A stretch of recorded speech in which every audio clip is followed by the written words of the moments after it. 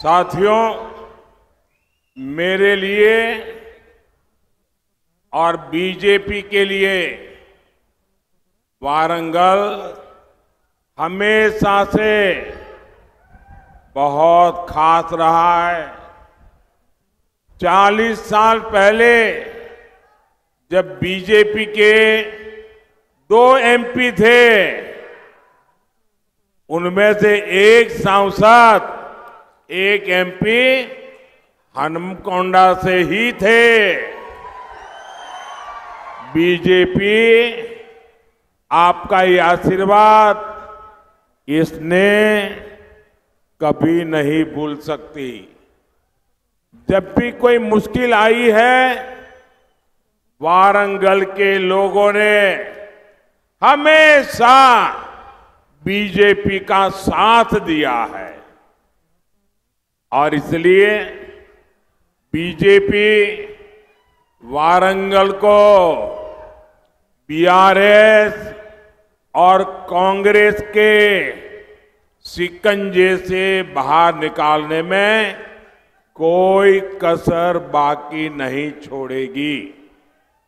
మిత్రులారా, నా దృష్టిలో వరంగల్ చాలా ముఖ్యమైనటువంటి ప్రధానమైనటువంటి చోటు.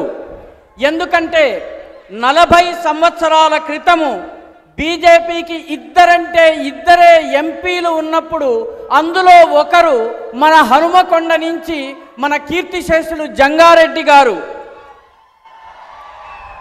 బీజేపీ మీ యొక్క ఈ అభిమానాన్ని, ఆశీర్వాదాన్ని, స్నేహాన్ని ఎప్పటికీ మరిచిపోలేదు. మాకు ఎప్పుడు కష్టం వచ్చినా వరంగల్ ప్రజానీకం మా వెన్నంటి నిలిచారు.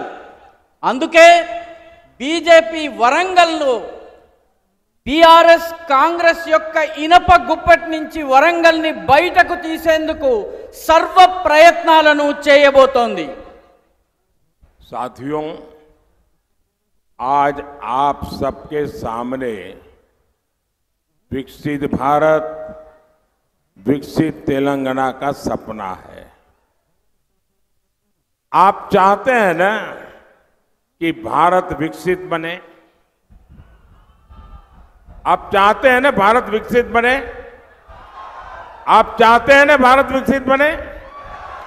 आप चाहते हैं ना भारत की साख पूरी दुनिया में आगे बढ़े? आप चाहते हैं ना?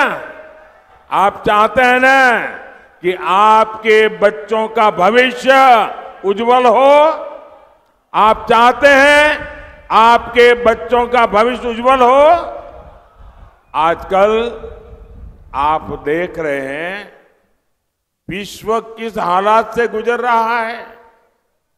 दुनिया में हर ओर अस्थिरता है, अशांति है, संकट है।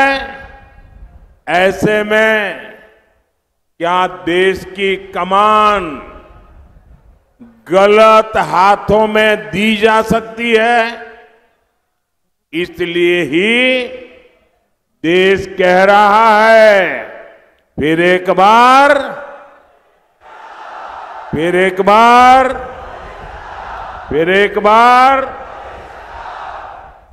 మిత్రులారా, మీరందరూ వికసిత భారత్, వికసిత తెలంగాణ కలను కంటున్నారు.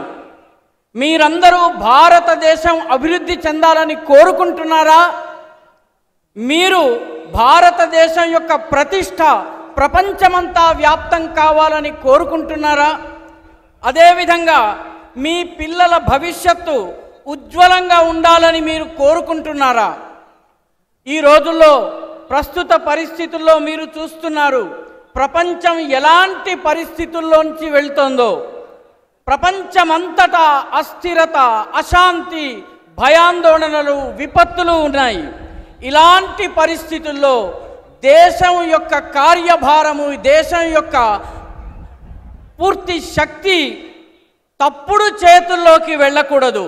అందుకే దేశం ఏమంటోందంటే అబ్ కీ బార్ మోదీ సర్కార్ అంటోంది.